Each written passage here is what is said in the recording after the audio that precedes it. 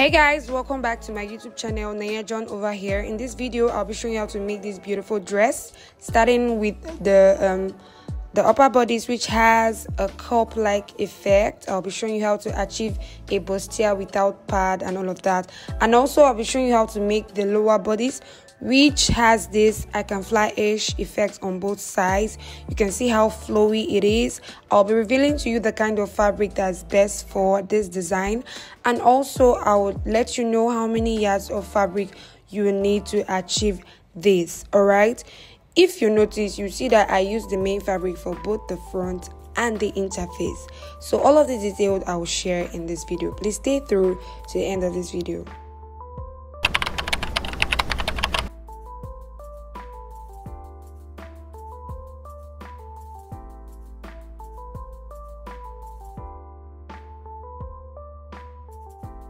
So firstly, we need to know how many yards we will be using for this dress. So I'll measure this fabric now for you all to see. So I'll measure the first at 6 inches, which will give me 1 yard, and then another one, which is 2 yards, and now I have about 16 inches. So approximately I have 2.5 yards. So you can make this dress with 2 yards or 2.5 yards. All right, if you're slim, you can use 2 yards. If you're from size 12 and above, you need 2.5 yards. So now we're going to mark out the length. Her full length for the whole dress is 60. Now to get the length for just that down part, let's call it the skirt part. To get the length of that skirt part, we'll remove 15 inches, meaning we'll remove from her shoulders to her waist, which is 15 inches. So 60 minus 15 will give you 45. So I have 45 as a length for this down part. Now I'm going to add 1 inch for folding allowance and joining allowance, which will give me 46, and I've marked 46. All right. Now go ahead and fold that 2 yards you're using by 2. Remember mine is 2.5, so I'm just cutting out that half yard that is left. Yes, so this half yard and the remaining that came out from the length, I'll be using it to cut the upper bodice. So this is what we're working with. These 2 yards we have on the floor with a length of 46 inches. Don't forget. Now, hence we've gotten this. Our length is 46 and our width is 36 for front and 36 for back, because I folded this into 2. Just follow every step, okay? Now, we'll now mark the measurement of my client on this fabric. Now, the next thing I want to do is to locate the center of this piece. Once you locate the center, you give it a very good notch so that you'll be sure that that's the center. And I'll go ahead and highlight it with chalk and ruler so that I'll know where my center is. I don't know if you can see this faint line at the center. I don't know why my chalk is not so bright.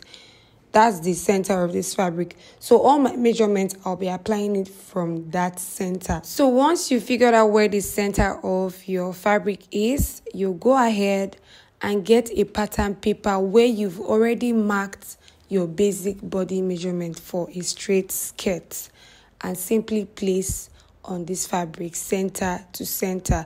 I use this pattern paper method because my chalk wasn't so bright on this fabric. So I had the bright idea to cut first on a pattern paper and then place it right on this fabric. Here you go. Just cut a straight skirt pattern, place it on the fabric you have on the floor, trace out those lines, and those are the lines you'll be stitching. Remember, we are going to be stitching from the right side. Yeah, that's it. Just trace out the... Guys, I really can't tell why the chalks are not coming out on this particular fabric, because I've used different colors, but yet I can't even see it from the screen. But I hope you can see the silhouette of the yellow chalk, which I'm using right now. I have traced out the pattern of that straight skirt on this fabric. So what I'll do is to pin up those lines I'm going to stitch. Now, after pinning up, the next thing to do is to move to the sewing machine, but make sure you pin up properly and follow those lines which you traced out. I think my yellow line is a little clearer on the sewing machine, so make sure you sew on that line which you traced out. sew directly on the right side of the fabric, okay? If you want yours to have slits on both sides or one side, you can decide that and decide the length of the slit as well. But for myself, I left 10 inches for slits on both sides, and I'll just make sure I make a tight stitch where my slit starts from. Alright guys, so this is what you should have if you're done stitching through both sides. You should have your side drops flowing like the fins of a fish.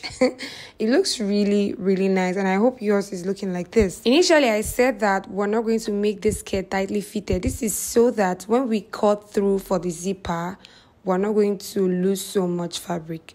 Now, if yours is going to have zipper, if you're not making a skirt, if you're going to make a dress, then you need a zipper.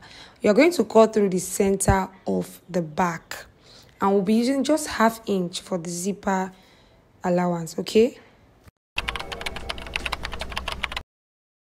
Now, draft your basic bodies, and once you've done that, you're going to come to the center of that basic body directly on your chest line, and you go up by 1 inch. That's what I've just done.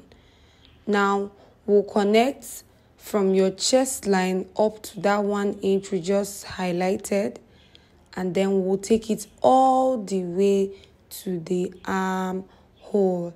Yeah, and that's how we will get our sweetheart effect. If you don't know how to draft a basic bodice, there are many videos you can fall back to, okay?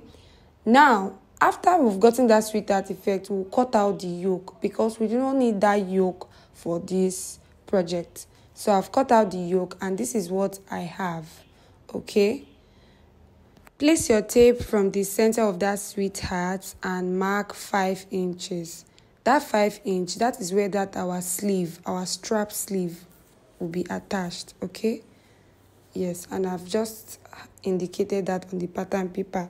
So that's where the tiny sleeve comes in. I found out my paper wasn't at the center of my camera really late, and I'm so sorry about that. But please just follow me. You're going to understand, okay? Now go to the waistline of your pattern paper. Go in by 4 inch and mark.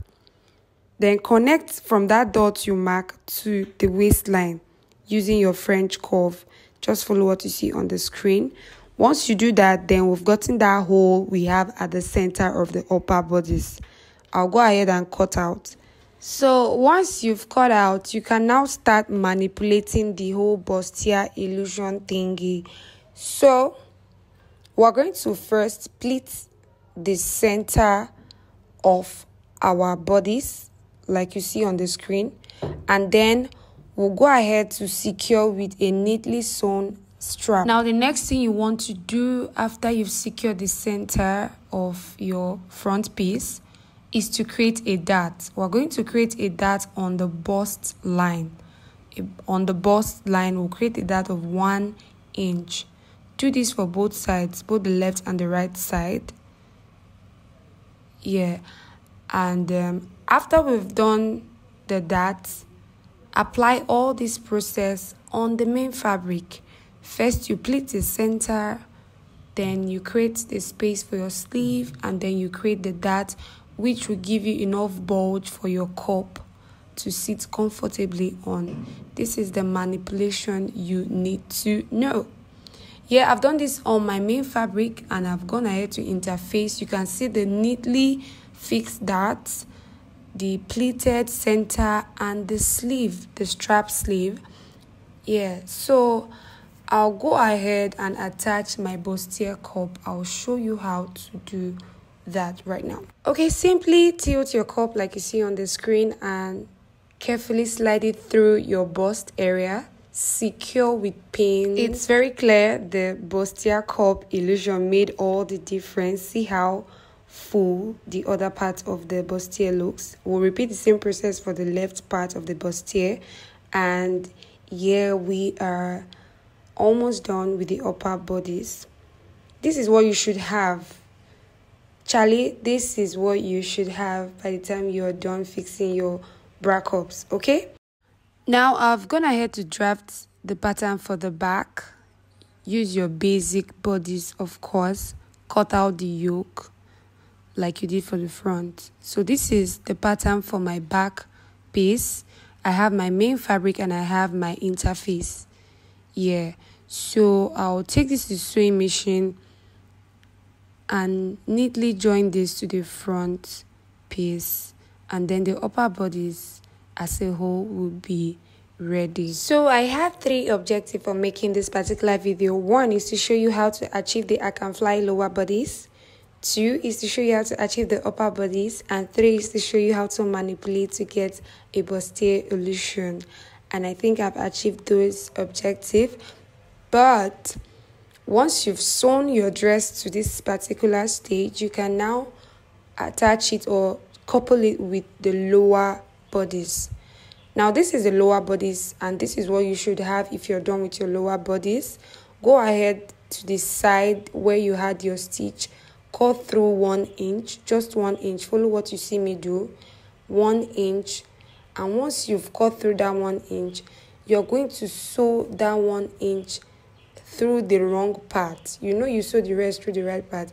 That 1 inch, you sew it through the wrong part, and then it will be easy for you to now fix it to the upper bodies. And here you have it. You have your beautiful, beautiful, beautiful dress all ready. All right, then I'll see you all in the comment section. Bye guys.